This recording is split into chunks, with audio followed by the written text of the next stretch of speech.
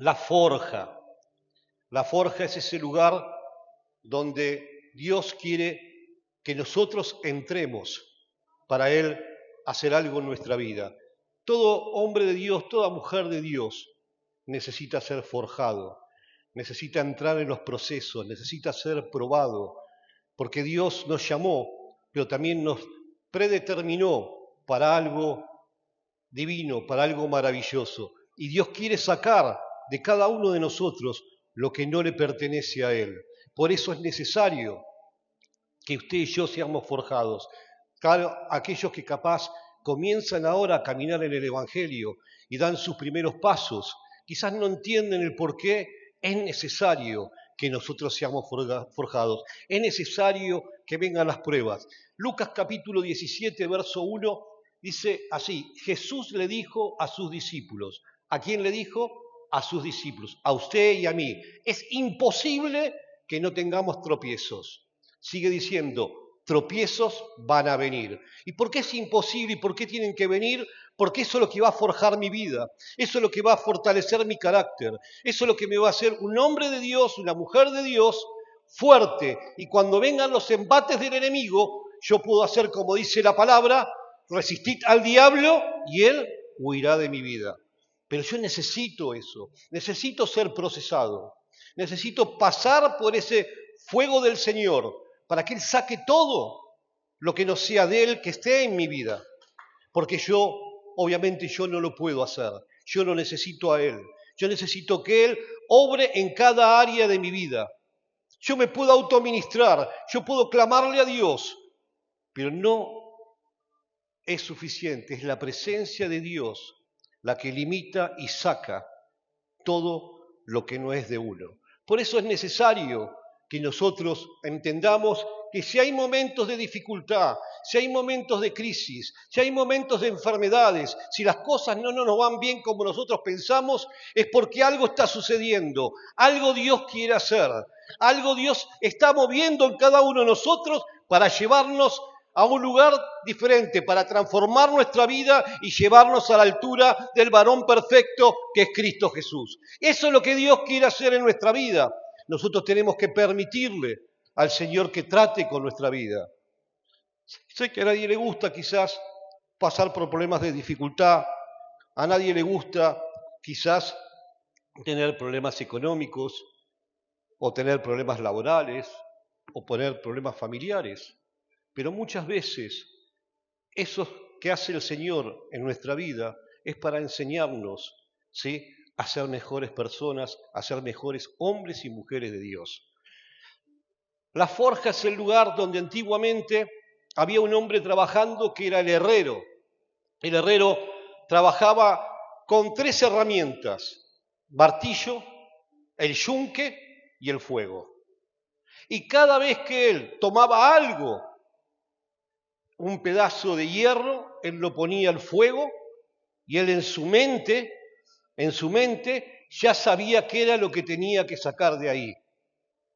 Y él, una vez que el fuego hacía que el hierro ardiera, él lo ponía arriba del yunque y clank, clank, clank, clank, clank, y así hace Dios en nuestra vida. Con el martillo divino del Señor, a nosotros, cada vez que el Señor ve que necesitamos un empuje, viene el martillo divino de Dios y nos procesa y clank, clank, clank.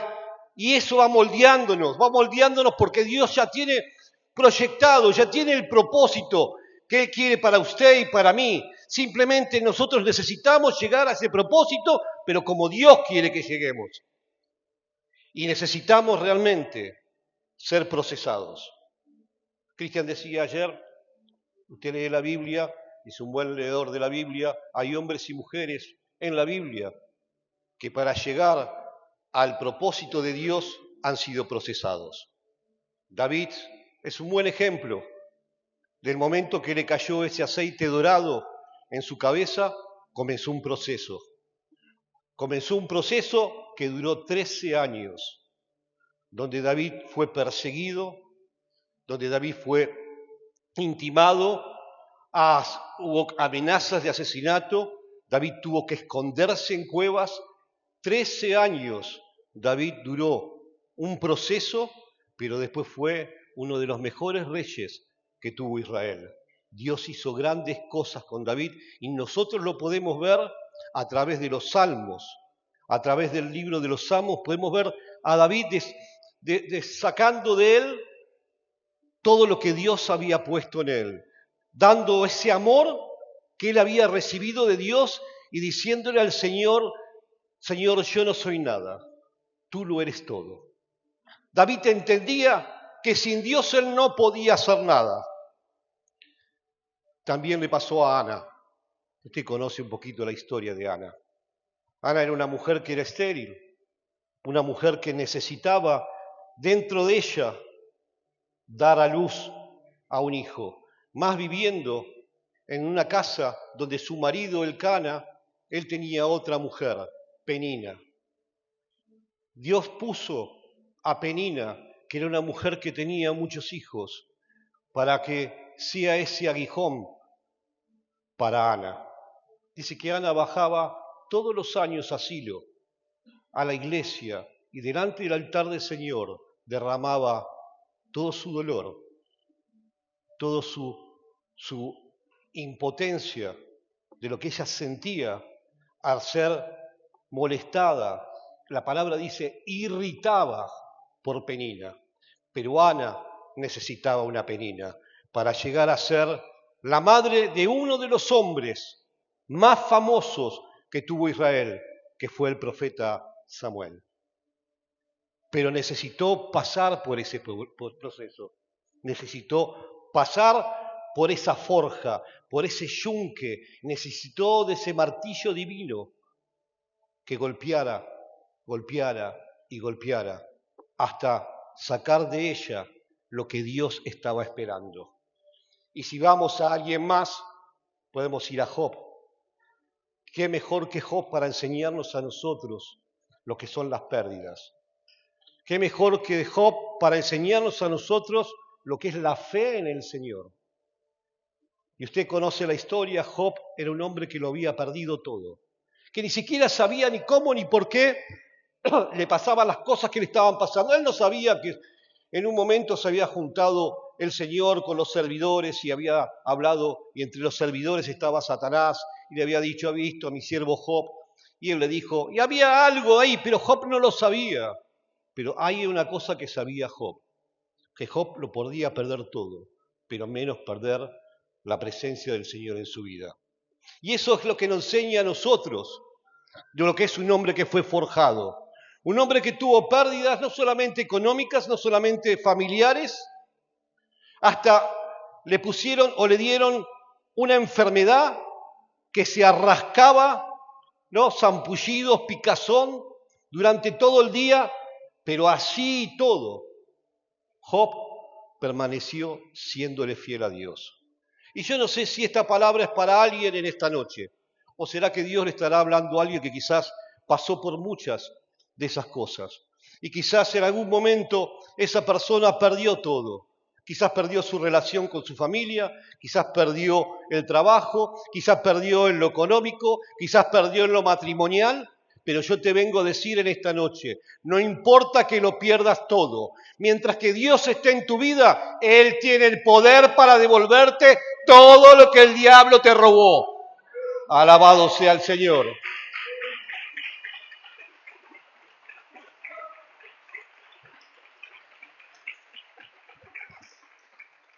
Me encanta el libro de Job, la frase que él dice, de oídas te había oído. Y nosotros, antes de conocer al Señor, seguramente lo habíamos oído de oídas.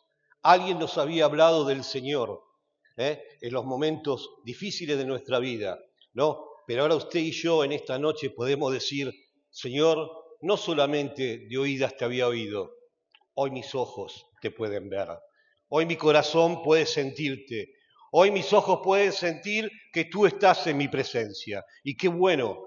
Pues esa frase de Job, aunque él me matase, en él esperaré. Fíjese la fe de ese hombre, si no es contagiosa. Fíjese, si usted no puede contagiarse, ¿usted cree que la fe no se contagia? La fe se contagia, claro que sí. Claro que la fe se contagia. Yo sé que es algo que Dios te da y a cada uno nos da una porción y a cada uno nos da la posibilidad de mantener esa fe encendida todos los días y que esa fe sea grande, y que esa fe sea grande. Pero también esa fe se contagia. Usted contagia con esa fe a aquel que está atribulado. Usted contagia con esa fe a aquel que viene caído. Usted contagia con esa fe a aquel que lo perdió todo. Por eso es importante pasar por la forja, pasar por las manos del Señor y que el Señor moldee nuestra vida. Mire lo que dice el Proverbio, capítulo 17, verso 13. Dice, el crisol para la plata y el horno para el oro, pero el Señor prueba nuestros corazones. El crisol para la plata. Usted sabe que la plata cuando la sacan, la extraen de las minas, es un pedazo de roca. Y ellos lo tienen que poner en el crisol y con el fuego, con el calor y calentar y calentar y calentar a una temperatura que entonces la plata empieza a descender y las impurezas empiezan a subir. Es así lo que hace el Señor. Él quiere meternos en el crisol de Dios, en el crisol donde Él pueda sacar toda impureza que nosotros traemos al camino del Señor. Porque todos traemos impurezas porque venimos contaminados de un mundo, el cual no nos dio nada y nos sacó todo. Y ahora Él, que quiere que nosotros tengamos todo lo que el mundo nos sacó, quiere también que purificarnos, nos quiere purificar, quiere que ese crisol actúe en cada uno de nosotros, sacando toda impureza de todas las áreas de nuestra vida, que tanto necesitamos, porque necesitamos sanar quizás heridas, necesitamos sanar quizás el corazón, necesitamos quizás sanar o restaurar nuestra vida. Y esto lleva un tiempo. Primera de Filipenses capítulo 1, verso 6, Filipenses capítulo 1, verso 6 dice, aquel que comenzó la buena obra. Ahora si usted ya tiene Primera de Filipenses también, si lo quiere probar, ¿no? Ya la tiene ahí en el libro de la vida. Filipenses capítulo 1, verso 6, dice la palabra del Señor, aquel que comenzó la buena obra, la va a perfeccionar, ¿hasta cuándo? Hasta la venida de Cristo, ¿sí? Es decir, que aquel que comenzó la buena obra, ¿en quién? En usted y en mí. ¿Qué va a hacer?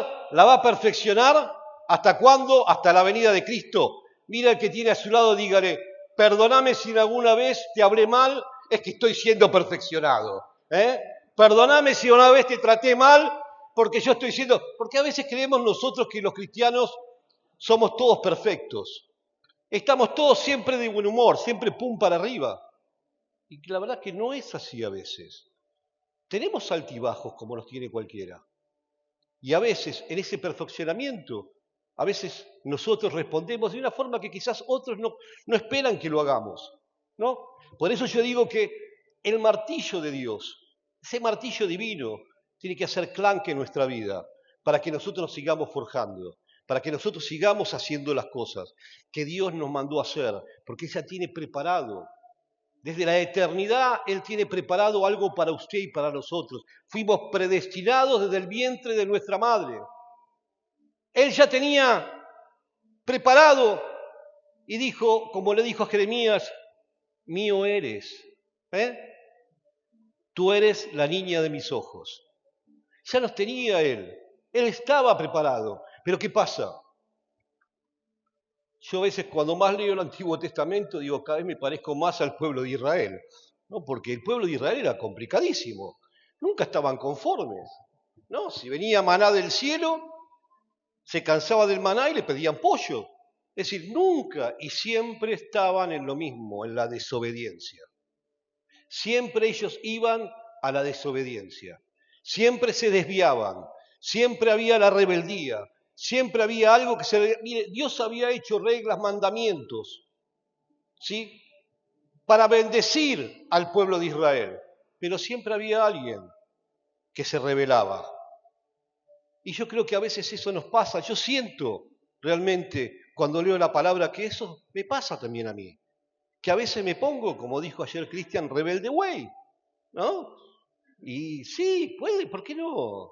¿Por qué no? Si nadie es perfecto. A veces nosotros tenemos eso también. Somos parte de ese pueblo. Somos remanentes de un pueblo que somos adquiridos por Dios. Somos nación santa, real sacerdocio, pueblo adquirido por Dios. Entonces tenemos eso dentro nuestro. Por eso es necesario que nos forjen. Por eso es necesario que vengan las pruebas. Es necesario que Dios trate con nuestra vida. ¿Sabe una cosa? A veces no llegamos a entender a Dios. A veces nos ponemos mal porque vienen las pruebas a nuestra vida. Pero lo que no sabemos es que Dios, antes de poner la prueba, Él pone la salida a por lo que estamos pasando. Lo que no sabemos es que cuando antes que Dios nos pruebe, Él ya puso la solución para nuestro problema. Y usted dirá, ¿y ahora, hermano, cómo hago? Y ahora, hermano, porque la solución la encontramos orándole al Señor. La solución la encontramos clamándole al Señor. Señor, estoy pasando por esto. ¿Cómo hago yo para salir de esto? Y la única manera de yo conectarme con Dios es a través del ayuno, de la oración, del clamor, de insistir, insistir, insistir, hasta que Dios me muestre cuál es la puerta que yo tengo que abrir. La palabra dice que estemos gozosos cuando estemos en momentos de prueba. Mire qué contraste. Usted tiene que estar gozoso cuando usted está enfermo. Usted tiene que estar gozoso cuando su economía se cae.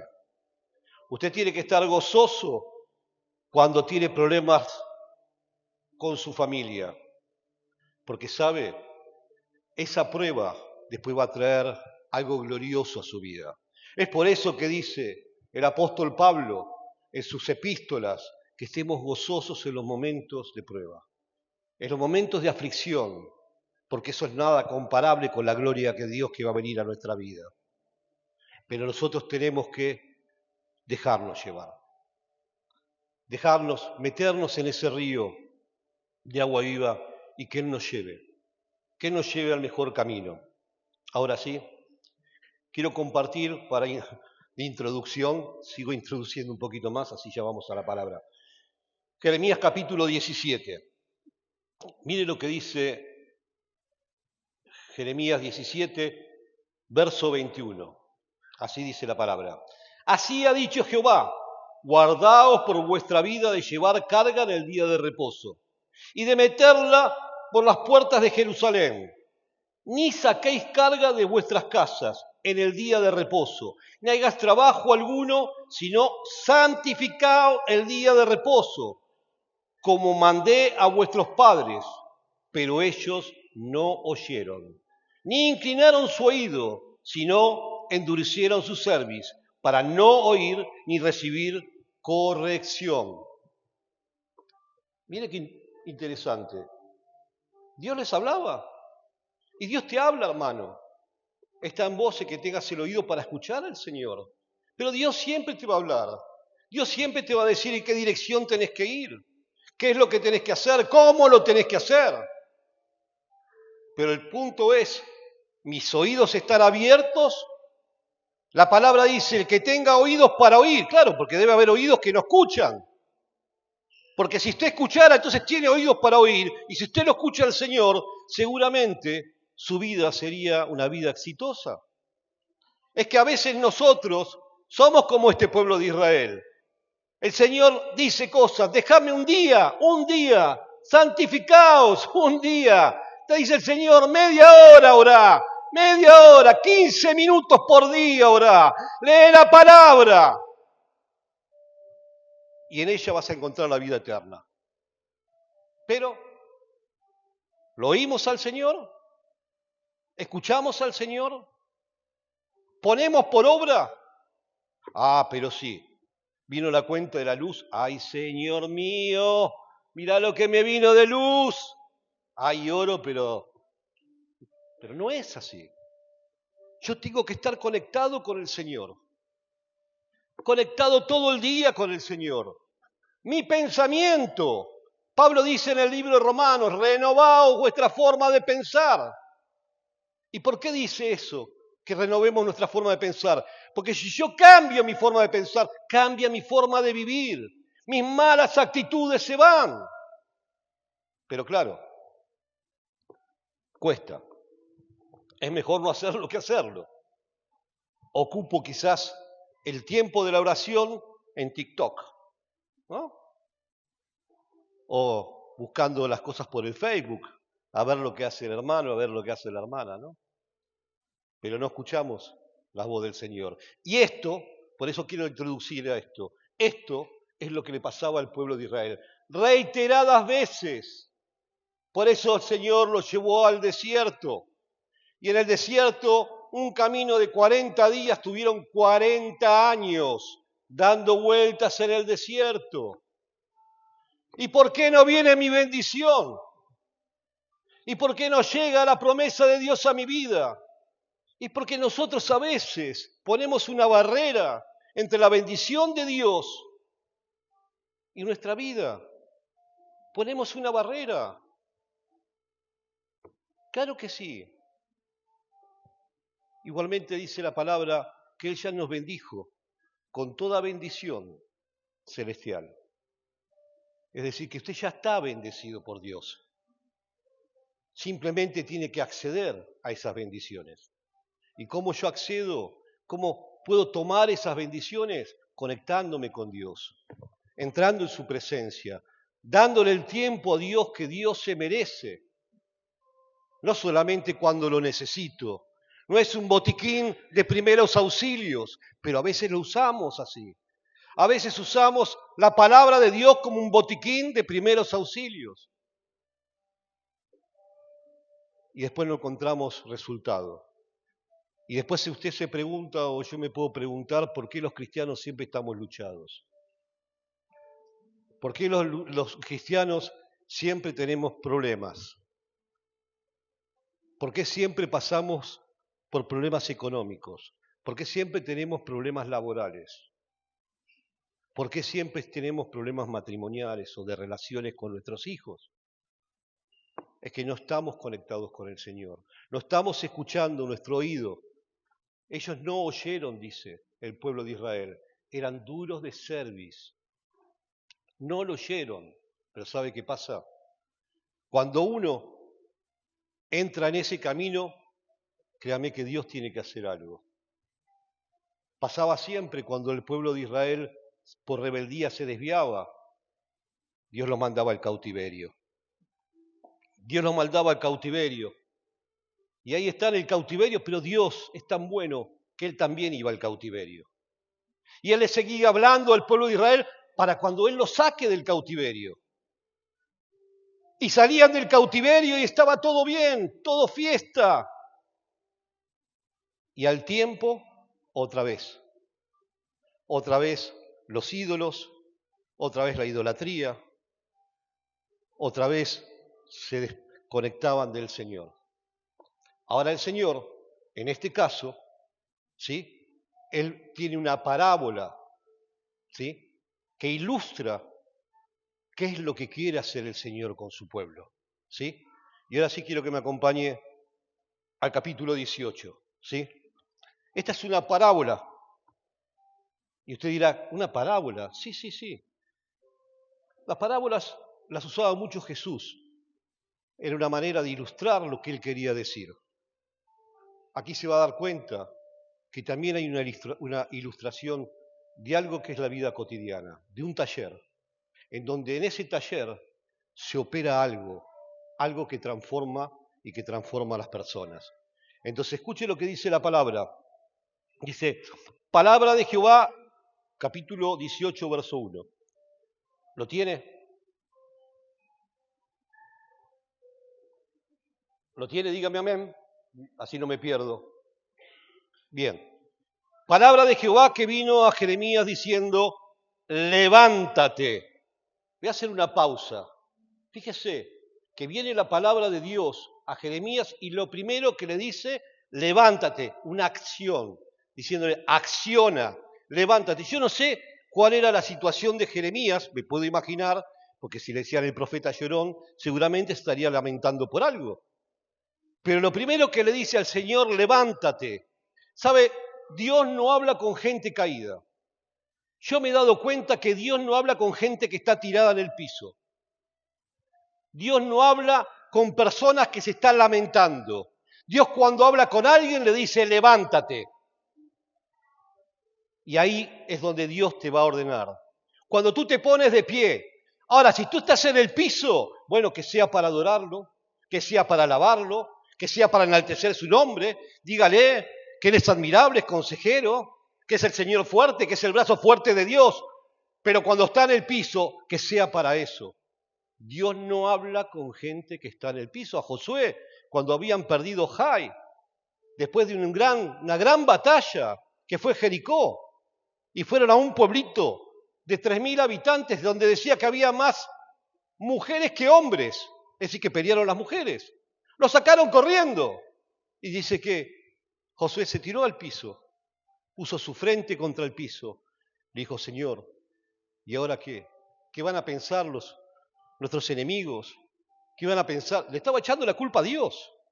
¿Y qué le dijo el Señor? Ponte de pie. Ponte de pie. Porque Dios no habla con gente que está tirada en el piso.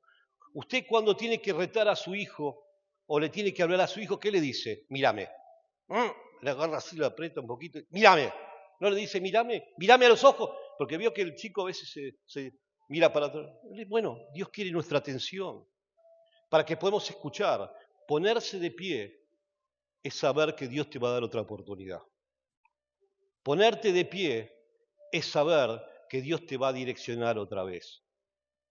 Eso es ponerse de pie. Es por eso que le dice a Jeremías, levántate, Jeremías. No importa cómo estás, no importa cuál es tu situación, yo tengo algo para decirte. Yo tengo algo para direccionarte. Yo tengo algo para solucionar el problema que estás pasando. Y le dice, y vete a casa del alfarero, y ahí te haré oír mis palabras. Y dice Jeremías que descendí a casa del alfarero, y aquí que trabajaba sobre la rueda. Y la vasija de barro que él hacía se echó a perder en su mano. Y volvió e hizo otra vasija según le pareció mejor hacerla. Entonces vino palabra a mí de Jehová diciendo, ¿no podré yo hacer de vosotros como este alfarero, oh casa de huellas de fe? Así sois vosotros en mi mano, oh casa huellas de fe. Porque esta palabra es para usted. Esta palabra es para usted. ¿Podrá hacer eso Él en nuestras vidas? ¿Podrá Él forjar nuestras vidas? Mire lo que dice el alfarero. Y ahora sabe que vienen los encuentros, ¿no? Y qué mejor lugar para ir a sanar nuestro corazón que al encuentro. Viene el encuentro de mujeres, tenemos el encuentro de hombres el 19 de junio. Y qué mejor lugar para ir a sanar nuestro corazón a la casa del alfarero, donde vamos a ser ministrados de una forma muy especial. Pero así ministraba el Señor. Mire, acá hay 4 ingredientes importantes en esta palabra. Primero, saber quién es el alfarero. Segundo, la casa del alfarero, qué es el barro y quién es la vasija. Y usted creo que más o menos lo puede descifrar, que el alfarero es Dios, que el alfarero es Jesús. Él es el alfarero. Y que la casa del alfarero es su iglesia. Somos nosotros. Es usted, es yo. Somos nosotros. El barro es la forma que usted llegó a la iglesia. Y la vasija es lo que ya vio Dios que quiere hacer con usted. Cuando termine la buena obra que comenzó en usted. Él quiere hacer eso. Y fíjese qué interesante, porque dice, y ahí te haré oír mis palabras. Y dice que, y Jeremías dice, descendí a casa del alfarero y aquí que él trabajaba sobre la rueda. Dios siempre está trabajando, hermano. Aunque tú no lo sientas, aunque tú no lo puedas ver, Dios siempre está trabajando en cada uno de nosotros. Dios siempre está obrando. Dios obra y trabaja en cada uno de nosotros. Hasta en el silencio Dios sigue obrando. Dice su palabra en el libro de San Juan, capítulo 5, verso 17. Dice, hasta ahora mi Padre trabaja y yo también. ¿Hasta cuándo? Hasta ahora.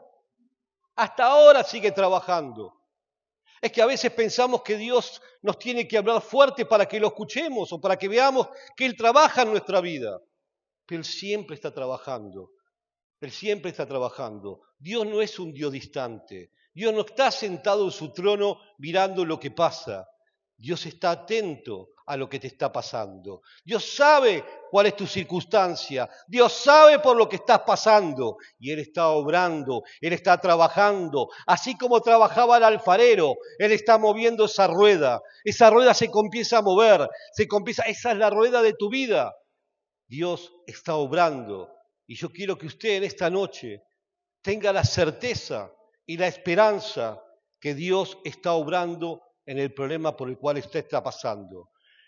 Por la circunstancia que quizás usted está viviendo, yo quiero que usted en esta noche tenga la esperanza que Dios ya está obrando en su vida. Y sigue diciendo, y ahí que oí mis palabras y descendí a la casa del alfarero y aquí que trabajaba sobre la rueda. Dice, y la vasija de barro que él hacía se echó a perder en su mano. Nosotros somos esa vasija. Hay vasijas de barro que se echan a perder en las manos de Dios. Ahora usted dígame a mí, ¿cómo se puede echar una persona a perder en las manos de Dios? Sí. Muchas personas se pierden en las manos de Dios, se echan a perder. ¿Sabe por qué? No resisten el proceso de la vasija, no lo resisten. Entonces, como no resisten el proceso, se echan a perder. Y son esas vasijas que dejan de congregar, son esas vasijas que dejan de servirle a Dios, son esas que no entienden que los procesos son necesarios en nuestra vida, que eso nos va a sacar fortalecidos. No lo entienden. Ellos entienden que este proceso es la causa de por qué me desasí en las manos del Señor. Y dice, acá me encanta porque dice, se echó a perder en sus manos. Y dice, y volvió. Ese es Dios. Y volvió. Y Él volvió a hacerlo de nuevo. Y Él volvió a agarrar esa vasija de nuevo. Esa vasija que se había desarmado en las manos del Señor, que no había resistido el proceso, que no resistió la prueba. Él no dijo, tiren esta vasija y tráigame más barro. No. Y volvió. Y volvió. Y Dios siempre vuelve. Y Dios siempre vuelve a tu vida. No importa por la causa que tú te alejaste del Señor. Él siempre va a volver a tu vida. Y lo va a volver a hacer. Y si ya lo hizo una vez en tu vida, Él lo va a volver a hacer. Fíjese que dice, y volvió. E hizo otra vasija según le pareció hacerla. ¿Qué hizo? Otra vasija según le pareció hacerla. ¿Sabe? A Dios no le va a sorprender mis fracasos. A Dios no le va a sorprender quizás mis actitudes. A Dios no le va a sorprender eso, porque Él ya lo sabe. Es por eso que necesito estar en la rueda del alfarero constantemente. Dios no se sorprende si usted le va a fallar. Dios no se sorprende si usted mañana no va a venir a la reunión o si usted esta noche cuando llega a su casa no ora al Señor antes de irse a dormir. No se sorprende el Señor. Dios ya lo sabe. Pero así todo, Él vuelve a tu vida. No importa las veces que tú dejes a Dios plantado, Él siempre va a volver. Mire que dice, se deshizo en sus manos. ¿Sabe? El hijo pródigo tomó una decisión, ¿sí? De pedir una herencia, de tener un dinero y abandonar su casa, y esa decisión la tomó en la casa del Padre. En la misma casa del Padre Él decidió irse. Es por eso que muchas veces nos deshacemos en las manos del Señor. No soportamos los procesos, las pruebas, las aflicciones. Pero el hijo pródigo tomó esa decisión. Y así muchas veces dentro de la casa del Padre se toma la decisión de irse a otro lugar. ¿Por qué? Porque en la casa del Padre no podía hacer lo que él quería. Y lo que él quería hacer lo tenía que hacer bien lejos. Irse a otro país, a otro lugar. Porque en la casa del Padre se hace lo que dice el Padre. Es por eso que nosotros tenemos que entender que cuando estamos en las manos del alfarero nos tenemos que dejar moldear. Fíjese que dice, e hizo otra vasija según le pareció hacerla. Dios no es que va a restaurar la vasija y la va a pegar cuando la vasija se rompe. No es que Dios la va a remendar a la vasija. No es que Dios usa la gotita y dice, bueno, lo pego con la gotita y ya queda la vasija. No, no, no. Dios la vuelve a hacer. Dios vuelve a comenzar. Dios vuelve a hacer las cosas. Pablo dijo, si alguno está en Cristo, nueva criatura es. Cosas viejas pasaron. Todas las hace ¿a qué? A nuevo. No hay cristianos remendados. No hay cristianos surcidos. No hay cristianos pegados con la gotita. Todo se hizo a nuevo en su vida y en mi vida. Lo viejo quedó atrás. Él sigue diciendo, entonces vino mi palabra de Jehová diciendo, ¿no podré hacer yo con vosotros lo que hago con esta vasija? Él volvió a hacer esa vasija, la volvió a subir a la rueda, volvió a poner sus manos en la vasija y empezó a girar esa rueda. Y dice que con las manos va sacando las impurezas que tiene la vasija, la va quitando. Cada impureza que tiene es como si fuera que la va lijando y la deja después que la saca y que la ve que la vasija está como Él quiere que esté. Él la saca y después ¿sabe qué hace? La lleva de nuevo al horno. Un poquito más de fuego, un poquito más de presión, un poquito más de dureza, porque el fuego lo que crea es dureza en la vasija. La hace fuerte y la hace ahí y la va quemando en el fuego, en el horno de Dios. Es así lo que Dios quiere hacer con nosotros. Esa es la forma que Dios nos quiere forjar. Pero sabe, déjeme decirle algo. En este taller no hay empleados. Quizás cuando usted viene acá a la iglesia lo recibe el anciano Pepe, que está en la puerta, o la diaconisa o la anciana Laura. Quizás el pastor le comparte una palabra, pero el que hace la obra en cada uno de nosotros es el Señor. El Señor está acá. ¿Sabe? Cuando usted va al mecánico, a veces va a esos talleres, ¿no? De que hay muchos coches, mucha gente trabajando, ¿no? Y usted va con el problema con su coche y sale el dueño quizás del taller y le dice, ¿no? A ver, levanta el capot, acelerar, a ver el ruido que tiene. Y una vez que le diagnostica el problema del coche, ¿qué hace? Llama a los ayudantes y le dice, está sucio el carburador, sáquenlo y límpienlo. Pero en la casa del alfarero no hay empleados. Es el Señor obrando en cada uno de nosotros. Es por eso que necesitamos nosotros ser forjados. Usted necesita, yo necesito, todos los días meterme en el horno del Señor. Pablo dijo, ya no vivo yo, sino Cristo vive en mí. ¿Qué quería decir Pablo con eso? Que él quería morir todos los días. Él quería morir todos los días para que Cristo pueda vivir en él. Porque la carne no lo iba a dejar. Y era mejor morir todos los días. Y yo creo que usted no sé, pero yo necesito morir todos los días. Necesito morir todos los días para que Cristo pueda estar en mi vida. Para dejarle el lugar que Él se merece. El lugar a que Él